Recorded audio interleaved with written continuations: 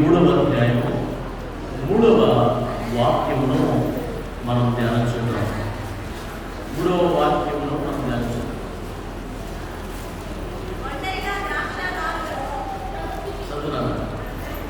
ఒంటరిగా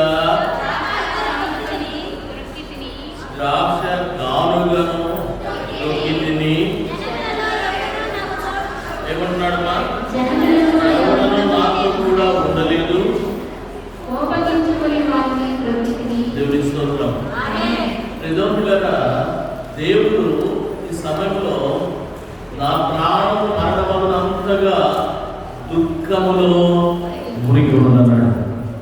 ఎక్కడికి వెళ్ళాడు? ఆయన అలవాటు చూపుని ఎక్కడికి వెళ్ళాడు? ఆయనకు అలవాటు అది ప్రార్థన చేయడం అలవాటు. ఏసైలో ఉన్న అలవాటుల్లో ఒక మెయిన్ అలవాటు ఏంటంటే బోధించడం.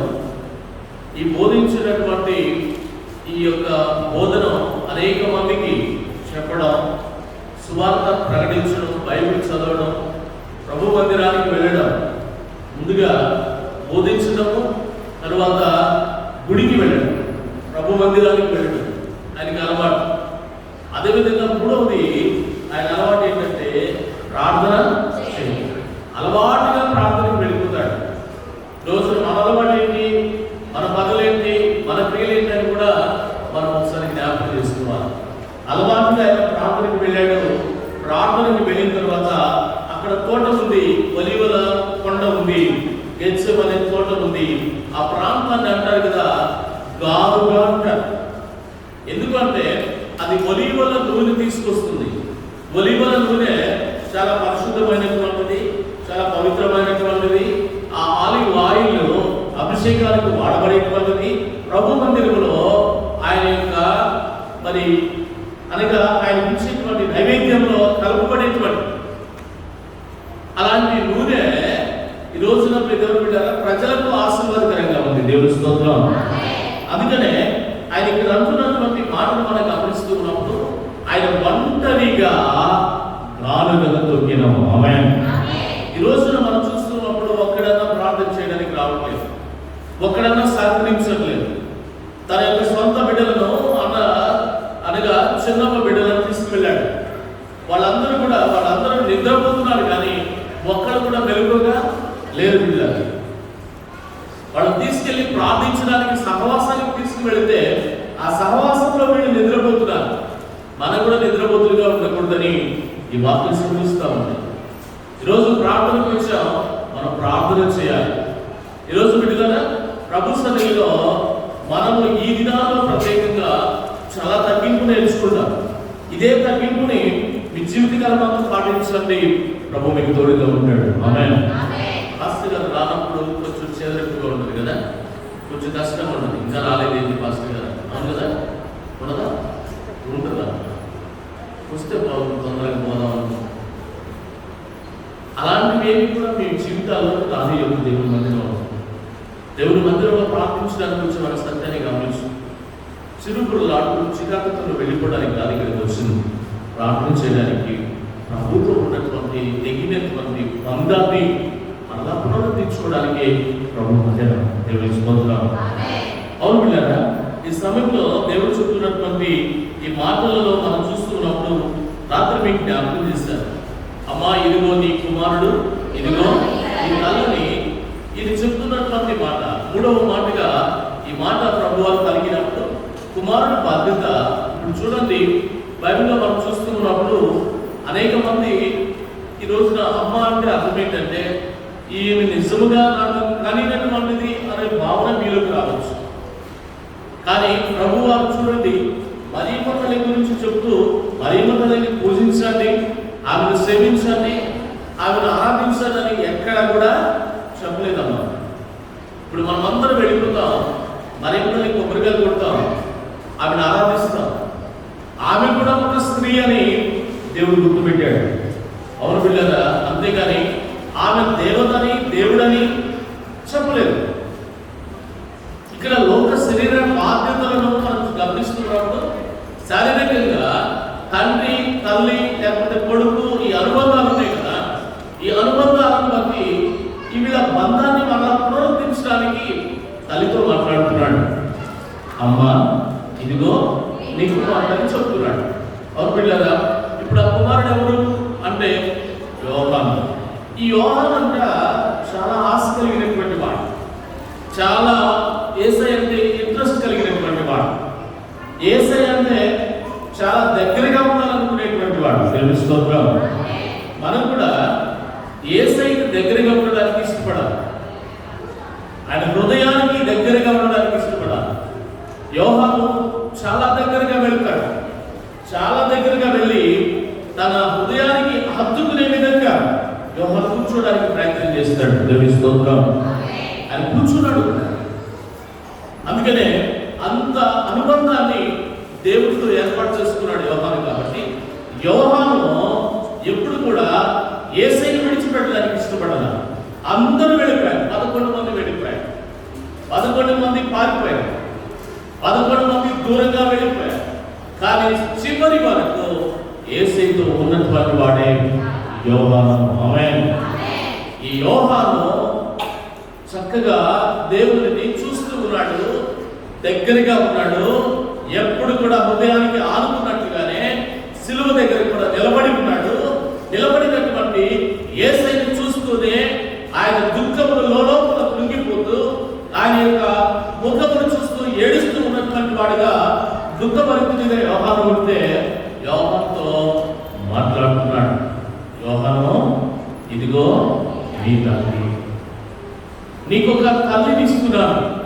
ఈ రోజున మన తల్లిని చూడాలంటే మనం ఏం చేస్తామంటే, అరే చిన్నోడు నువ్వు చూసుకో, మరి పెద్దడా నువ్వు చూసుకో, లేకపోతే ఇంకొకటి ఉంటే అమ్మాయి నువ్వు చూసుకో కూతురు, లేకపోతే ఎన్నో విధాలుగా మనం చెప్పేస్తాం. అరే నా దగ్గర డబ్బులు లేవు, నేను చూడలేదయ్యా, మీరు చూడండి.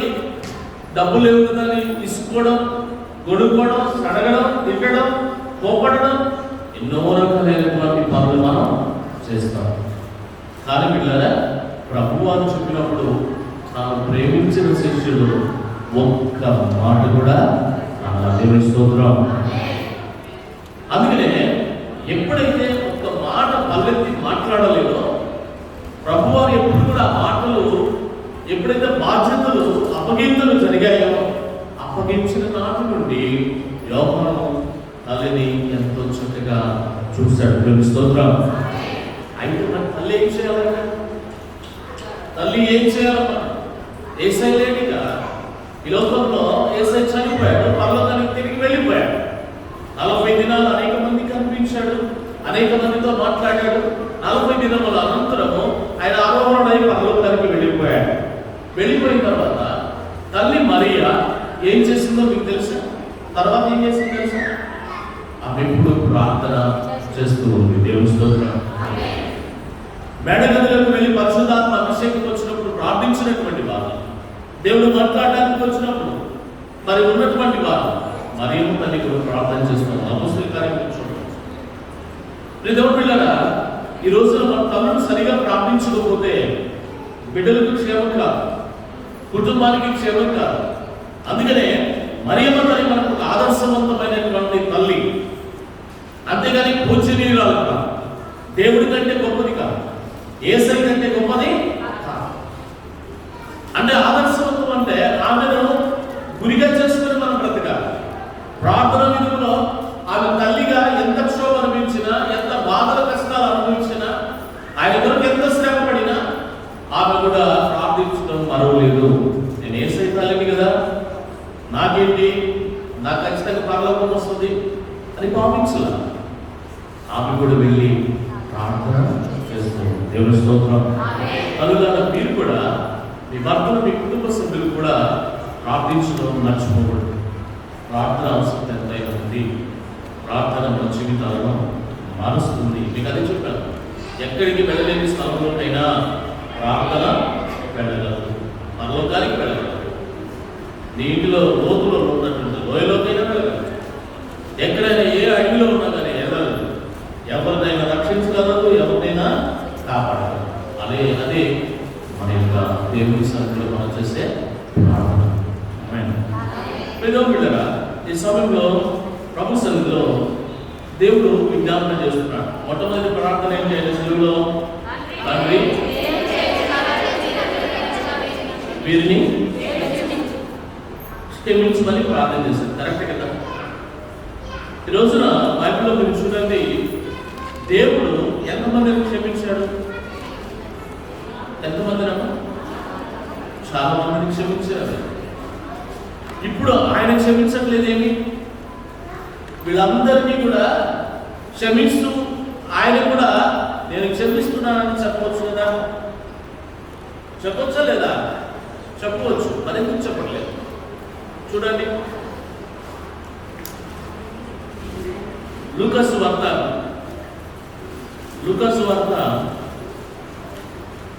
7వ అధ్యాయము 47వ వాక్యం 46 నుంచి చదువు. నీవు నూనెతో నా తల అంటలేదు, నా పాదములకు నీవు నీళ్ళు ఇవ్వలేదు కడుక్కోవడానికి. ఇంకేమన్నాడు? ఆమె ఏం చేసిందట? ఆమె విస్తారముగా ప్రేమించదు కనుక ఆమె యొక్క విస్తార పాపములు క్షమించబడ్డాయి. దేవుని స్తోత్రం. గట్టిగా చెప్పు స్తోత్రం. ఎంత ప్రేమించిందంటే దేవుణ్ణి విస్తారముగా ప్రేమించిందండి. ఎంత ప్రేమించింది? విస్తారం. అంటే పాపాత్మురాలైనటువంటి స్త్రీ అని ఆమెకు అక్కడ రాయబడి ఉన్నది, కానీ ఆమె వ్యభిచారి లేక వేశ్య అది అర్థం. అయితే ఆమె పాపాలు ఎన్నో ఉన్నాయి. ఆమె పాపాలు ఎన్నో ఉన్న లెక్కకు మించి ఉన్నాయి. ఇప్పుడు కూడా మన జీవితాల్లో ప్రభుత్వ అనుబంధం లేకపోతే, ప్రభుత్వ బంధాన్ని కలిగి లేకపోతే మన జీవితాల్లో కూడా ఎన్నో పాపాలు అధికమై మరణాన్ని తీసుకొస్తాయి. అవును బిడ్డలారా, విస్తార పాపాలన్నీ కూడా క్షమించబడాలంటే ఒకే ఒక్క ప్రార్థన, యేసయ్యతో కలిగినటువంటి ప్రార్థన. ఆమేన్. యేసయ్యను కలిగినటువంటి ప్రార్థన చేయాలి. ఈరోజు ఆమె ఏం చేసిందంటే చక్కగా వచ్చింది, ప్రభు యొక్క పాదాల దగ్గర కూర్చుంది, ఆయన పాదాల మీద అత్తను పోసింది. ఆమె ఏం చేసింది? తల వెంట్రుకలతో శుభ్రంగా మరలా క్లీన్ చేసినప్పుడు ఆమెలో ఉన్నటువంటి పాపాలన్నిటినీ బట్టి ప్రభు క్షమించల. ఆమె తెచ్చిన అత్తలను బట్టి క్షమించల. ఆమె తెచ్చినటువంటి విలువైనటువంటి ఆ అత్తలను బట్టి పాపాలను క్షమించల దేవుడు. నువ్వు కూడా ఇక్కడ విలువైనటువంటి ఏమైనా తీసుకురావచ్చు, విలువైనటువంటి పనులు ఏమైనా చేయొచ్చు, కానీ దేవుడిలో విలువైనటువంటి నమ్మకం ఒకటి ఉండాలి. దేవుని స్తోత్రం. ఇక్కడ ఉంటే అక్కడ, అక్కడ ఉంటే ఇక్కడ, ఆ మందిరానికి ఈ మందిరానికి రా. విలువైన విశ్వాసం ఉండాలి. ఎక్కడ ఉన్నా, ఏ స్థలంలో ఉన్నా విశ్వాసం ఉండాలి. విస్తారమైన పాపాలని కూడా దేవుడు క్షమిస్తున్నాడు. దేవుని స్తోత్రం. ఆమె వ్యభిచారి, ఆమె పాపాత్మురాలు, ఆమె వేశ్య అయినప్పటికీ కూడా ఎంత విస్తారమైన పాపం ఉంటుందో అంత విస్తారమైన కృపను పొందుకుంది. దేవుని స్తోత్రం. మన జీవితాల్లో కూడా అతి కృప రావాలి, అతి ప్రేమను మనం పొందుకోవాలి. అవును బిడ్డారా, బైబిల్లో మనం చూస్తూ ఉన్నప్పుడు దేవుడు చెప్తాడు, హోషేయ గ్రంథం 10వ అధ్యాయము 12వ వాక్యం చదవండి. అక్కడ ఏం చెప్తున్నాడు?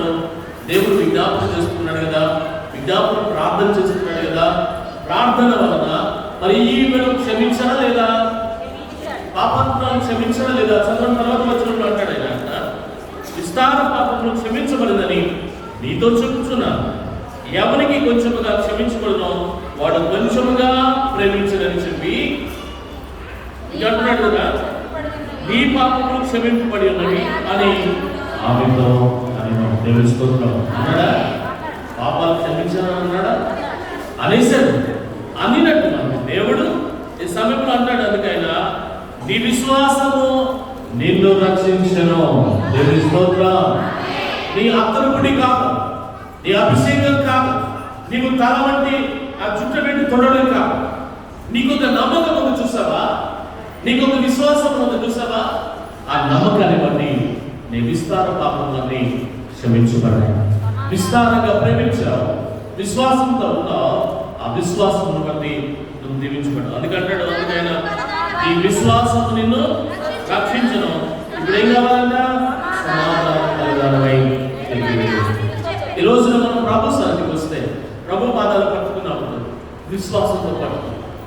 ప్రభు పాదాలు అడుగుతున్నప్పుడు, ప్రభువును అడుగుతున్నప్పుడు, ఆయన పాదాలను పట్టుకుంటున్నప్పుడు నీవు విశ్వాసంతో అడుగు, ప్రతి సహాయం పొందగలవు. దేవుని స్తోత్రం.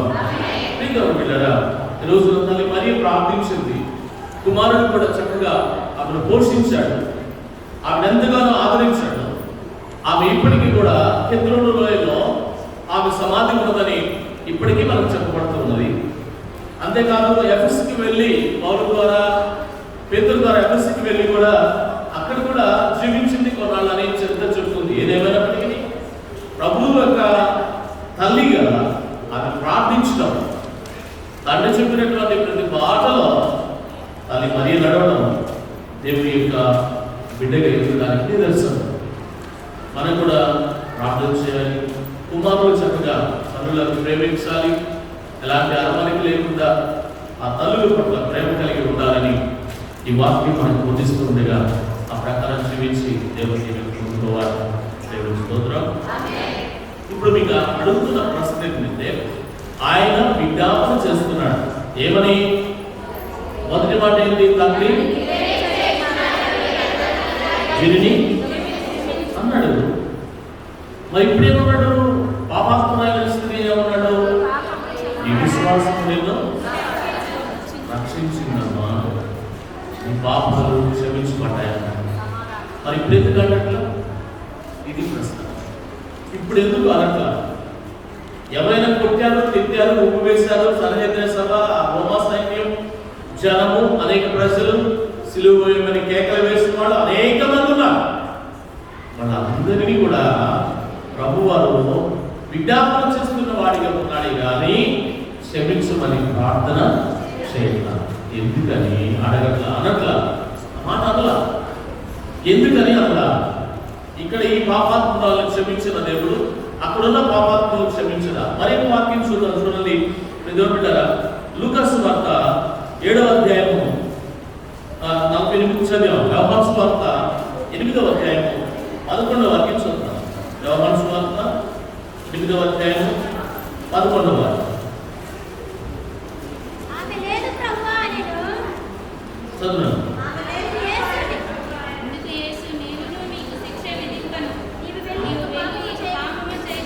ఈమె కూడా వ్యభిచారే, ఈమె కూడా పాపాత్మురాలే. ఈమె మీద రాడ్లు వేసి కొడుతున్నాడు. ఏం వేసారా? రాడ్లు వేసి కొట్టి చంపాలని చూస్తున్నాడు. మనకి బైబిల్లో ఉన్నటువంటి పాత నిబంధన ధర్మశాస్త్రం ప్రకారం స్త్రీ అయినా పురుషుడైనా ఎవడైనా వ్యభిచారంలో పట్టబడితే వాళ్ళిద్దరిని కూడా చంపేయడమే, రాళ్ళతో కొట్టి చంపేయడమే. అంటే బైబిల్ ఏం చెప్తుంది? పాపాన్ని కానీ వ్యభిచారాన్ని కానీ ప్రోత్సహించనే ఖండిస్తుంది, చంపమని చెప్తుంది. అంటే అది పాపమని చెప్తుంది. ఎందుకంటే పాపం వల్ల వచ్చే జీతాలు ఏంటో డబ్బులు కాదు, మరణాలు. జీతాలు అంటే డబ్బులు కట్టగా రావు, మరణాలు వస్తాయి. కాబట్టి మన జీవితాల్లో పాపానికి తావు లేకుండా ఉండాలి.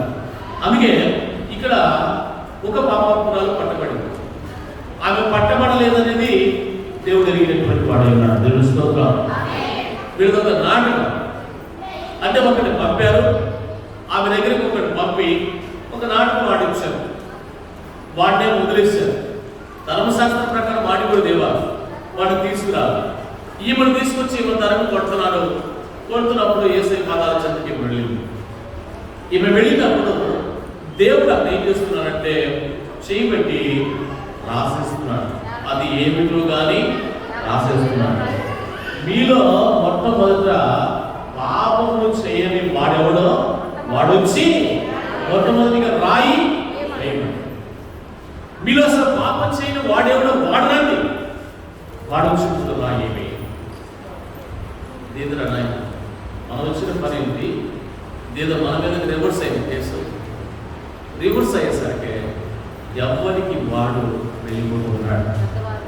ఎవరికి వారు పరీక్షలో ఎవరు నిలవలేరు. ఇద్దరు బిడ్డలు అందరూ పాపం వచ్చేసి దేవుడు మహిమను అందుకనే దేవుని ప్రేమించడం నేర్చుకో, విస్తారంగా ప్రేమించడం నేర్చుకో.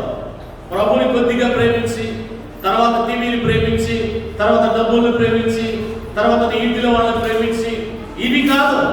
దేవుని ప్రేమలో విస్తారముగా దేవుని ప్రేమించడం నేర్చుకుంటే ఈ విస్తార పాపములను కూడా క్షమించబడతారు. దేవుని స్తోత్రం.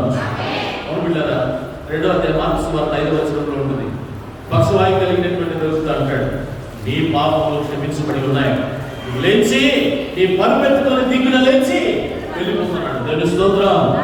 అంటే అక్కడ క్షమించాడు, ఇక్కడ ఈ పాపాత్మరాలను క్షమించాడు, రాళ్ళతో పట్టబడుతున్న స్త్రీని క్షమించాడు, అతనితో అభిషేకించినటువంటి స్త్రీని క్షమించాడు. పాపాత్ములే అందరూ, కానీ క్షమించాడు. మరి క్షమించినటువంటి దేవుడు సిలువలో ఎందుకని క్షమించట్లేదు? ఇది ప్రశ్న. మన జీవితాల్లోకి రావాల్సిన ప్రశ్న ఇది. మనం మన జీవితాలను తెలుసుకోవాల్సిన ప్రశ్న కూడా. తండ్రి అప్పటికే విడిచిపెట్టాడా? లేదమ్మా, అప్పటికి విడిచిపెట్టాడు. 7వ మాటలో 5వ మాటలు అంటాడు, తండ్రి నన్ను ఎందుకు నా చెయ్యి ఎందుకు విడిచిపోయా అని ఆయన తర్వాత ఆక్రందన చేస్తాడు. నా దేవా నన్ను ఎందుకు చెయ్యి విడిచిపోని ఆక్రందన చేస్తాడు. అది వేరే విషయం. అప్పుడు దాకా వదిలిపెట్టలేదు. ఇప్పుడు వదిలేశాడు, కరెక్టే. మనం అనుకుందాం, మరి అన్నటువంటి మాటలో ఇప్పుడు 3 సార్లు మనం చూసాం, క్షమించాను అన్నాడు. మరి క్షమించిన దేవుడు కదా, సిలువలో వీళ్ళందరినీ క్షమించడానికి అధికారం ఉందా లేదా? ఇక లేదు. ఎందుకు తెలుసా?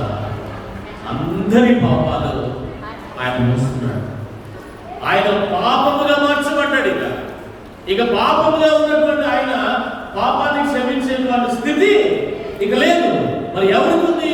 తండ్రికి ఉంది కనుక తండ్రిని వేడుకుంటున్నాడు, తండ్రి వీరేం చేస్తున్నారు, వీళ్ళకి తెలియదు కనుక వీరిని క్షమించమని ప్రార్థన చేస్తున్నారు. దేవుని స్తోత్రం. తండ్రిని వేడుకుంటున్నాడు.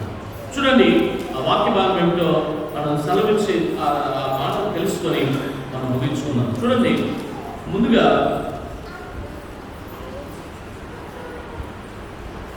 కొరింథీ పత్రిక 2వ కొరింథీ 5వ అధ్యాయము 21వ వాక్యం. 2వ కొరింథీ 5వ అధ్యాయం 21వ వాక్యం. దేవుడు చెప్తున్న మాట చదవనంతరం,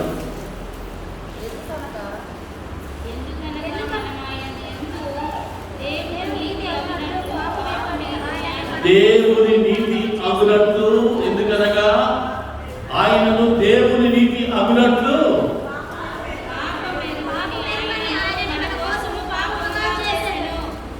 ఏం చేశాడన్న దేవుడు?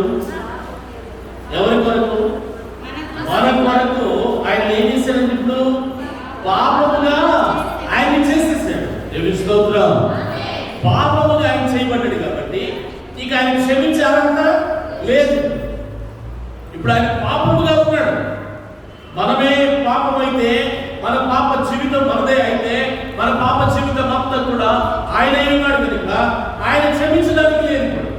అందుకే అడుగుతున్నాడు, తండ్రిని వేడుకుంటున్నాడు. ఆమేన్. ప్రియ దేవుని బిడ్డలారా, ఆయన విజ్ఞాపన ఫలించిందా ఫలించలేదా మీరు ఒకసారి గమనించాలి. ఆయన చేసిన ప్రార్థన ఫలించిందా ఫలించలేదా? ఫలించిందా? ఎట్లా? ఏం జరిగిందా? ఫలించింది. ఏం జరిగి ఉంటుంది కదా? ఫలించింది. దేవుని వాక్యం, దేవుని ప్రార్థన ఫలించింది. ఎలాగో ఫలించిందో మీకు ఒక మాట చెప్పి నేను ముగిస్తాను. అపోస్తలుల కార్యము 6వ అధ్యాయము 7వ వాక్యం.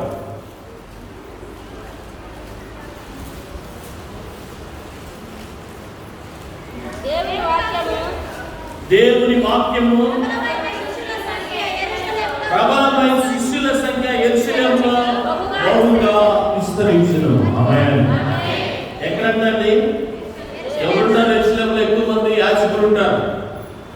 బహుగా ఏ యాజకులైతే తిరగబడ్డారో, ఏ యాజకులైతే దేవుని వ్యతిరేకించారో అనేక మంది యాజకులు ప్రభువుని ఎరిగి మానవ మనసు పొందారు. దేవుని స్తోత్రం. ఈ సిలువలో అనేక మంది మానవ మనసు పొందాలి. సిలువకు వచ్చానంటే రావడం కాదు, సిలువ ప్రార్థనకు వచ్చానంటే రావడం కాదు. మన జీవితాల్లో సిలువ నేర్పిన పాఠాలను మనం వింటున్నప్పుడు ప్రజలకు మీరు మాదిరికరంగా ఉంటే మీరు కూడా మార్చగలరు. ఆమేన్. అందుకే పిల్లరా, అనేక మంది యాజకులలో కూడా విశ్వాసమునకు లోబడి, విశ్వాసమునకు అనేక మంది యాజకులు కూడా లోబడ్డారు. అసలు యాజకులు కూడా మీకు చెప్పాను, కైపా ఇంట్లో కైపా అంటాడు యాజకుడు కదా, ఆయన దాని యాజకుడై ఉండి ఆయన ఏమంటాడు, ఆయన ఏమంటాడు, ఒక మనుషుడు ప్రజలందరి కోసం చనిపోవడం ఎంతైనా మంచిది అన్నాడు. సలహా ఇచ్చాడు. సలహా ఇచ్చి ఎక్కడ కుట్ర జరిగింది మళ్ళా? ఆయన చంపడానికి ఎక్కడ? ఆయన ఇంట్లోనే కుట్ర జరిగింది. చూడండి, తెలియలే కైపాకి తెలిసి అర్థం చేసేవాడు. ఎందుకంటే ఆయన పాపమై ఉండడం, పాపముగా మారిపోవడం, మన పాపాలు ఆయన మీద వహించి ఆయన భారం అంతా కూడా ఆయన పోయడం దేవుడికి ఇష్టమైంది కనుక మనల్ని రక్షించడానికి ఆయన ప్రాణం పెడుతున్నాడు. ఆమేన్. ఈ 2వ అధ్యాయము 36వ వాక్యం చూద్దాం. పెంతెకొస్తు పండుగ వస్తుంది. అపొస్తలుల కార్యం 2వ అధ్యాయం 36వ వాక్యం. పెంతెకొస్తు పండుగగా పరిశుద్ధాత్మ దిగి రావడం, యేసయ్య వెలుగులో పరిశుద్ధాత్మ దిగి రావడం. చూడండి ఏమంటాడు, పేతురు ప్రసంగిస్తూ ఉండగా